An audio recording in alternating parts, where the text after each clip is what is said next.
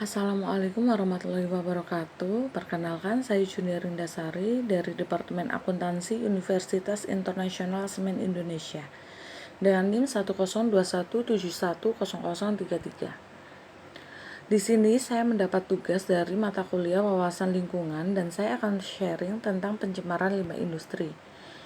Industri mempunyai kontribusi besar terhadap pertumbuhan ekonomi masyarakat dan bangsa di belahan dunia ini.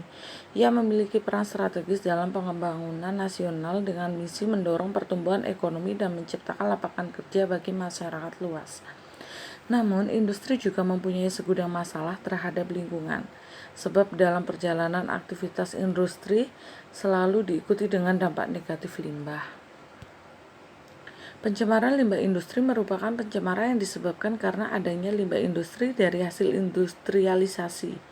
Limbah industri ini bisa saja berbentuk cair, padat, maupun gas. Limbah ini dikategorikan sebagai macam limbah yang berbahaya karena limbah ini mempunyai kadar gas yang beracun. Pada umumnya limbah ini dibuang di sungai-sungai di sekitar tempat tinggal masyarakat. Jarak masyarakat menggunakan sungai untuk kegiatan sehari-hari, misalnya MCK, secara langsung gas yang dihasilkan oleh limbah pabrik tersebut dikonsumsi oleh masyarakat. Berikut beberapa contoh jenis limbah hasil industri. Yang pertama adalah limbah cair. Limbah dalam bentuk cairan ini biasanya sering dihasilkan oleh industri pabrik dan langsung dibuang ke saluran perairan kali atau selokan. Contoh dari jenis limbah ini adalah pengawet, kandungan besi dalam air, kebocoran minyak, dan sebagainya. Yang kedua adalah limbah padat. Contoh dari jenis limbah padat ini berupa padatan atau lumpur yang merupakan hasil dari proses suatu pengelolaan.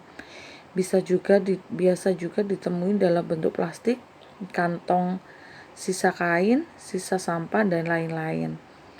Yang ketiga yaitu limbah gas. Limbah gas adalah limbah yang disebabkan oleh sumber alami dan hasil dari aktivitas manusia, berbentuk molekul gas dan maupun memberikan dampak buruk bagi makhluk hidup dan lingkungan. Contohnya adalah pembakaran, kebocoran gas, asap, dan sebagainya. Jenis atau macam limbah jika didasarkan pada asalnya dapat dikelompokkan menjadi dua yaitu yang pertama limbah organik. Limbah ini terdiri atas bahan-bahan yang bersifat organik seperti kegiatan rumah tangga, kegiatan industri. Limbah bisa digunakan dengan mudah diurai melalui proses yang alami, misalnya dari pestisida. Begitu pula dengan pemupukan yang berlebihan. Limbah ini mempunyai sifat kimia stabil sehingga zat tersebut akan mengendap ke dalam tanah, dasar sungai, danau, serta laut dan selanjutnya akan mempengaruhi organisme yang hidup di dalamnya. Sedangkan limbah rumah tangga berupa seperti kertas, plastik, dan air cucian. Limbah tersebut mempunyai racun yang tinggi, misalnya sisa obat, baterai bekas, dan air aki. Limbah tersebut tergolong B3 yaitu bahan berbahaya dan beracun, sedangkan limbah air cucian, limbah kamar mandi dapat mengandung bibit-bibit penyakit atau pencemaran biologis seperti bakteri, jamur, virus, dan sebagainya. Yang kedua yaitu limbah anorganik. Limbah ini terdiri atas limbah industri atau limbah pertambangan. Limbah anorganik berasal dari sumber daya alam yang tidak dapat diurai, tidak dapat dipengaruhi air. Limbah industri dapat mengandung banyak jenis bahan anorganik. Zat-zat tersebut adalah seperti garam anorganik, magnesium sulfat, asam anorganik, asam sulfat. Ada pula limbah anorganik yang berasal dari kegiatan rumah tangga, seperti botol plastik, botol kaca, tas plastik, kaleng, dan aluminium. Dampak limbah hasil industri serta langkah-langkah pengelolaannya. Limbah yang dihasilkan dari kegiatan industri atau pabrik dapat menyebabkan pencemaran secara luas pada lingkungan. Selain dampak yang dirasakan oleh lingkungan, kehidupan manusia dan ekosistem pun juga bisa terancam. Yang pertama yaitu untuk lingkungan. Limbah pabrik tentu akan sangat berdampak buruk pada lingkungan. Contohnya seperti merusak kualitas lingkungan, merusak keindahan lingkungan, membuat makhluk hidup yang ada di lingkungan tercemar dapat mati, serta menimbulkan ketidaknyamanan di lingkungan seperti timbulnya bau yang tidak sedap. Yang kedua yaitu untuk kesehatan. Selain berdampak buruk untuk lingkungan, pencemaran oleh limbah pabrik juga berdampak buruk bagi kesehatan. Misalnya seperti sampah yang beracun dan muncul penyakit yang menular. Bahaya limbah industri. Yang pertama yaitu bahaya limbah industri pada kesehatan. Dampak buruk dari limbah industri bisa berbeda setiap orang. Misalnya pada anak-anak, mereka dapat lebih merasa dampak karena sistem kekebalan tubuh yang belum sempurna dan masih dalam masa pertumbuhan. Selain itu, gangguan kesehatan yang menyebabkan oleh hasil pembuangan pabrik bergantung pada jenis limbah yang dibuang, seberapa sering limbah tersebut dibuang, dan bagaimana orang terpapar olehnya. Yang kedua adalah limbah pabrik pada udara. Selain pencemaran air, limbah pabrik juga dapat memainkan peran besar pada kualitas udara yang dihirup oleh penduduk sekitar. Gas-gas beracun yang dilepaskan pabrik ke udara dapat meningkatkan risiko seseorang untuk menderita penyakit pernafasan kronis, penyakit jantung, kanker paru-paru, dan lain-lain. Paparan limbah pabrik tersebut melalui udara dalam jangka panjang dapat menimbulkan berbagai gangguan kesehatan permanen. Untuk yang ketiga yaitu bahaya limbah pabrik pada tanah. Tanah tidak hanya air dan udara, limbah pabrik juga dapat mencemari tanah, teruntuk pembuangan industri yang begitu saja dibuang ke tanah atau dikubur dalam tanah. Pasalnya, bahan beracun pada bahan kimia ini dapat merusak kesuburan tanah, menyebabkan kontaminasi makanan yang pada akhirnya akan dikonsumsi, dan bahkan dapat mengganggu produktivitas tanaman. Misalnya, tanaman yang ditanam di tanah yang terkontaminasi molekul-molekul limbah dapat mengumpul pada tanaman sehingga jumlah polusi akan menjadi lebih tinggi pada tanaman dibandingkan di tanah. Yang keempat, bahan limbah pabrik pada air. Contohnya limbah cair pada pabrik antara lain adalah sisa pewarna pakaian cair, sisa pengawet cair, limbah tempe, limbah tahu, kandungan besi pada air, kebocoran minyak di laut, serta sisa-sisa bahan kimia lainnya. Berikut ini beberapa dampak yang ditimbulkan. Hal ini disebabkan oleh kadar BOD dan COD yang masih tinggi, sehingga partikel limbah yang mengikat sumber oksigen yang ada pada sungai, akhirnya ikan dan biota air lainnya mengalami hambatan dalam mengambil oksigen pada air, berujung pada kematian. Peraturan pemerintah sendiri telah membuat peraturan yang jelas untuk mengatur tata cara pengelolaan, penyimpanan, transportasi, dan pembuangan serta pemusnahannya. Peraturan tersebut diatur dalam Peraturan Pemerintah Nomor 101 Tahun 2014.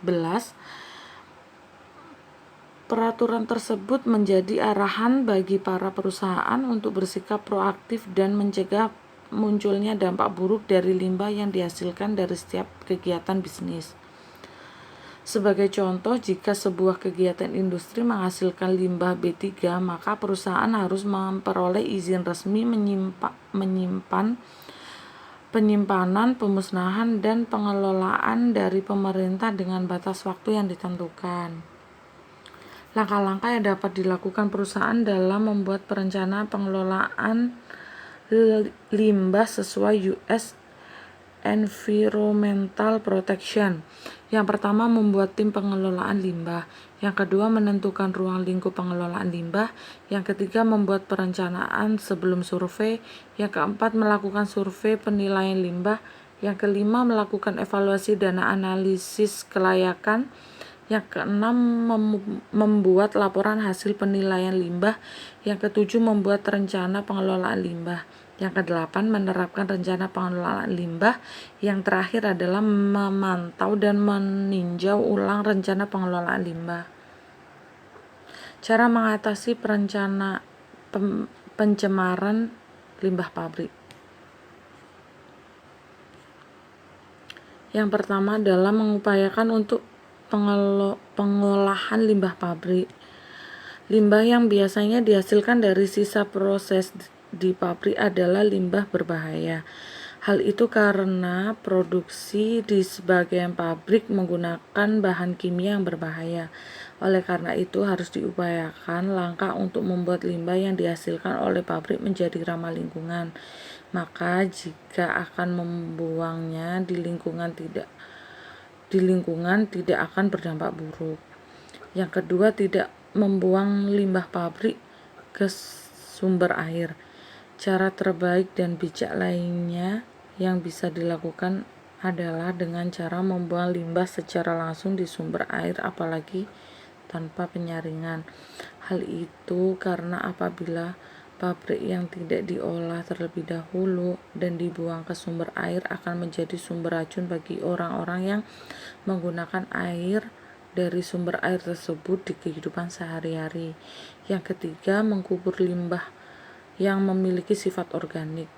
Limbah pabrik yang bersifat organik dapat diatasi dengan cara dikubur saja.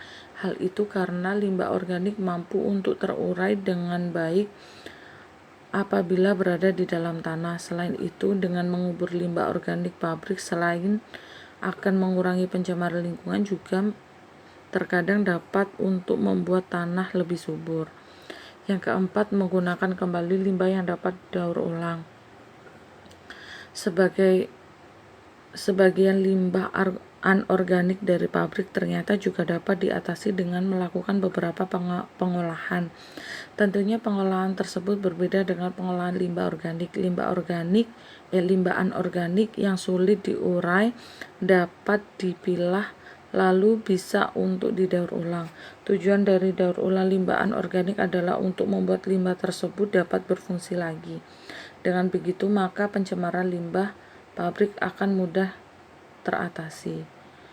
Yang terakhir yaitu menanam banyak pohon. Cara pengelolaan dari limbah pabrik yang selanjutnya sekaligus cara yang paling bijaksana dengan menanam banyak pohon. Hal ini lebih untuk mengatasi adanya limbah gas yang dikeluarkan ketika produksi sedang berjalan. Limbah gas yang berasal dari pabrik biasanya akan dibuang melalui cerobong asap dan akan mencemari udara di sekitarnya. Udara yang tercemar oleh limbah akan secara terus-menerus tentu akan menimbulkan banyak bahaya tertentu pada kesehatan manusia. Bahkan lapisan ozon pun akan semakin menipis karena adanya limbah gas ini. Untuk itu, upaya mengatasi limbah gas dari pabrik adalah dengan menanam banyak pohon supaya dapat menetralisir udara yang sudah tercemar tersebut dengan oksigen yang bersih dan sehat dihasilkan oleh pohon tersebut. Terima kasih sharing dari saya. Mohon maaf apabila salah kata atau memiliki kekurangan yang lain. Terima kasih. Wassalamualaikum warahmatullahi wabarakatuh.